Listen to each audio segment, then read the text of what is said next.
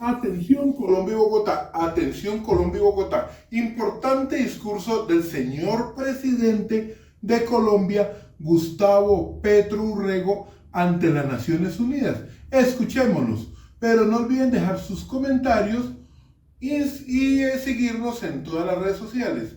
Recuerden, yo soy... Hace varias décadas conocí y escuché un dirigente indígena colombiano del pueblo Uwa, Roberto Covaría, quien dijo, luchando contra una explotación petrolera en el territorio indígena entre Boyacá y Arauca, Colombia, que si se sacaba de la tierra el petróleo, era como sacarle la sangre a esa madre tierra, y que eso no tendría sino una consecuencia: la muerte, la extinción de la vida en el planeta. No había llegado a la tierra colombiana noticias alguna sobre la crisis climática, el origen de la crisis. La ciencia aún no era discutida por el pueblo colombiano y por sus gobernantes, y tiempo después esa ciencia occidental, a través incluso del panel de expertos de Naciones Unidas, llegó a la conclusión que si se sacaba el petróleo de la tierra y se usaba, se extinguía la vida en el planeta.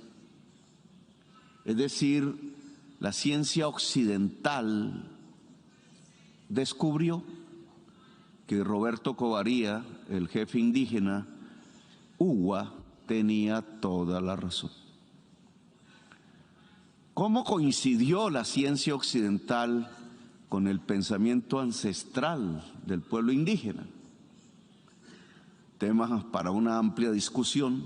Lo cierto es que yo allí aprendí que los pueblos indígenas, su cosmovisión, su deseo de equilibrio permanente con la naturaleza era absolutamente certero, absolutamente práctico para la realidad del mundo de hoy, que ellos habían descubierto antes lo que la ciencia occidental propuso después. El problema es que ambas conclusiones son absolutamente dramáticas para la existencia de la humanidad. Desde las dos perspectivas, desde los dos saberes, uno ancestral, el otro exactamente científico y occidental, la conclusión es la misma. Si se saca el petróleo del seno de la tierra, la humanidad perece. Nosotros en Colombia, y siguiendo ese eco de Roberto Covaría, hemos hecho un gran esfuerzo desde el orden constitucional, legal, desde la actividad permanente, para fortalecer, para empoderar los pueblos indígenas de Colombia. Son 115 pueblos indígenas, lo que nos hace uno de los países con más lenguas habladas diferentes entre los países de la tierra. Se cree que solo hablamos español y no es así. 4.4% de la población total de Colombia es indígena, y muchos de esos pueblos indígenas habitan las selvas, los bosques. Sabemos que el pueblo indígena puede cuidar mejor la tierra que cualquier otra cultura sobre la tierra. Por eso hemos ampliado, y este gobierno que yo encabezo lo hará más profundamente, la extensión de reservas sobre las selvas, sobre partes del territorio nacional, sobre los lugares donde el agua es vulnerable. Es nuestra mejor manera de cuidar la selva, el bosque, la vida. Sabemos que la selva amazónica, entre las selvas del país, es vital desde el punto de vista del equilibrio climático en el mundo. Si la selva amazónica desaparece, no solo desaparece el agua de Colombia, que beben más de 50 millones de habitantes, sino que desaparece buena parte de la existencia humana. El equilibrio climático se rompe. Por tanto, recuperar, revitalizar la selva amazónica se vuelve un imperativo mundial. Hemos convocado una cumbre de países que tienen responsabilidad territorial sobre la selva amazónica, 10 en total, para que se reúnan, para que puedan construir un programa común, que se pueda dialogar con el resto de la humanidad, con el resto de los gobiernos mundiales, para posibilitar el flujo de dinero que se necesita. Colombia pondrá para este año ya más de 150 millones de dólares ella sola, a pesar de sus necesidades, para que se pueda construir ese patrimonio común que nos permita decirle al mundo que la selva amazónica se revitaliza en sus fronteras naturales y que por tanto aportamos como América Latina uno de los grandes equilibrios del clima mundial y por tanto sustento de la vida. Esta cumbre se realizará en el mes de agosto en Belén de Pará, en Brasil, y queremos que los pueblos indígenas que habitan esas selvas, las de la Amazonía, las otras circundantes, nos permitan su apoyo para que esta cumbre pueda ser una fusión entre el deseo indígena del equilibrio vital y la realidad política que se plasma a partir de la administración, las propuestas y la agenda de los gobiernos que tenemos soberanía sobre ese territorio.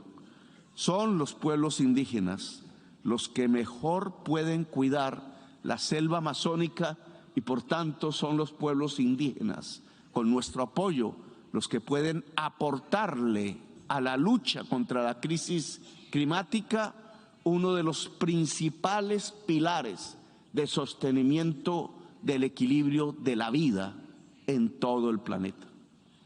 Sin embargo, no podemos caer en una especie de trampa. Creer que con reforestar, que con revitalizar las selvas se puede superar la crisis climática. Eso no es cierto. Podríamos sembrar hasta el último metro cuadrado de todo el continente y el problema no tendría solución.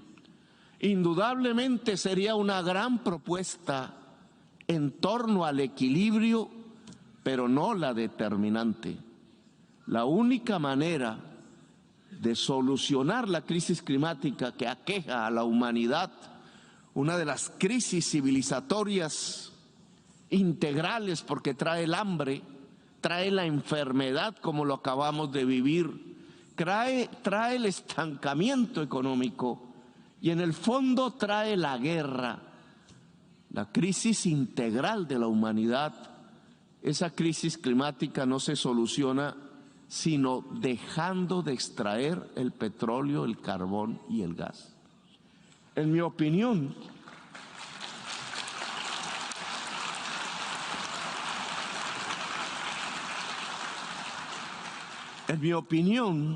la discusión mundial se está alejando del núcleo central del problema y busca maquillajes. Claro, un mundo de países poderosos que se dedican a la guerra, ¿cómo se van a dedicar a la vida y a salvar la humanidad de la crisis climática? La guerra ha dado la opción para escaparse de las soluciones que implica la crisis climática. Por eso presionar la paz mundial hoy es fundamental. La guerra no conlleva vida, solo conlleva muerte. Nos quita el espacio,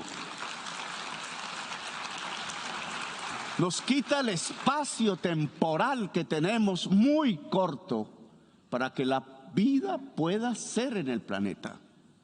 La guerra solo está ocultando la incapacidad del poder mundial por solucionar la crisis climática. porque ni más ni menos dejar de consumir petróleo, carbón y gas es quitar la base de lo que ha sido en siglo y medio la acumulación de la ganancia en el mundo, la acumulación del capital, como decía la economía política. Le estamos suplicando desde este salón al gran capital, sin decirlo, porque el discurso políticamente correcto nos lo impide, que deje de acumular, que se torne en aliado de la vida, lo cual es un imposible prácticamente. Cada vez más, como Roberto Covarría, pienso que por aquí perdemos el tiempo. Y no es que esté pregonando la gran revolución contra el gran capital, que no hubo y que no tenemos tiempo de hacer. Lo que estoy pregonando es que tomemos medidas pragmáticas, y en este foro sí que podría ayudarnos a que las tomáramos, a que las presionáramos. La paz es una, indudablemente, fundamental. Sin tiempo no hay tiempo para la humanidad. Sin tiempo para tomar las decisiones fundamentales, no hay el tiempo que corre como un cronómetro en contra de toda la especie humana para tomar las decisiones. Pero la segunda tiene que ver con que no podemos esperar ya del mercado, del capital privado, la solución fundamental del problema de la crisis climática. 40 años, 4 décadas hemos tomado en toda la existencia humana para convencernos, y se ha convencido a mucha parte de la humanidad, que el mercado lo puede solucionar todo. Bueno, la acumulación del capital mercantil ha producido el mayor daño que la especie humana podía recibir, la posibilidad de su propia extinción. No es de allí donde saldrán las soluciones. Creo imperioso que los estados se puedan fortalecer, que la capacidad planificadora pueda garantizar los hechos que en una década tenemos que tomar. Ojalá fuera este el escenario para hacerlo. Los hechos que se tienen que tomar para pasar a convertirnos en unas economías descarbonizadas, sin petróleo, sin carbón, quién sabe, sin acumulación del capital. Esas decisiones públicas, multilaterales, globales, que necesitan un principio de democratización mundial, que necesitan de multilateralidad, que necesitan de la diversidad política y humana, que en los estados se puede concretar y en los movimientos sociales de la humanidad, tienen que tomar las decisiones de tránsito inmediato hacia las economías descarbonizadas. Tienen que planificar las grandes inversiones, inversiones que en porcentaje del Producto Interno Bruto de todo el mundo se nos harían increíbles, pero que son absolutamente esenciales si queremos que nuestros hijos y nuestros nietos puedan vivir corriendo por calles o por veredas o por mundos rurales o por bosques a lo largo y ancho del planeta. Para poder financiar la transición que hoy los estados y los movimientos sociales unidos tienen que adelantar, le guste o no le guste a los mercados, es necesario entonces abrir los espacios financieros para poder actuar en 10 años. Señor Secretario General de las Naciones Unidas, hemos conversado con el Fondo Monetario Internacional y le hemos propuesto, y nos gustaría que esta propuesta fuera llevada también por los pueblos indígenas a los poderes del mundo, que se cambie la deuda por acción climática, que los estados todos puedan disminuir su endeudamiento para que pueda aparecer un espacio financiero público que permita adelantar resultados climáticos concretos, no por miles de millones de dólares, no solo en los países más pobres de la tierra, tiene que ser por billones de dólares y tiene que cobijar a todos los países de la tierra.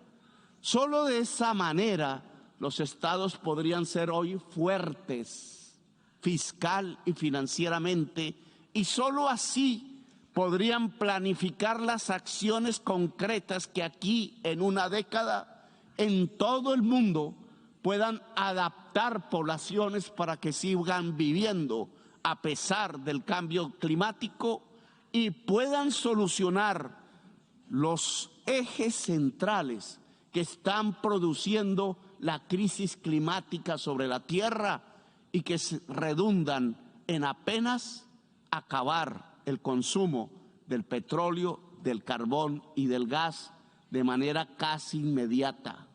La transición ya no da más espera. El mercado no lo está haciendo. El gran capital desconoce tanto las opciones que tiene la vida sobre el planeta que está recurriendo a las guerras para tapar las necesidades de un cambio del sistema que es imperioso si queremos vivir sobre este planeta. Roberto Covaría, el indígena maestro que me enseñó hace décadas en una lucha por la defensa de su territorio, tenía toda la razón. Si se saca el petróleo de la tierra, se marchita la vida en el planeta. Gracias, muy amables.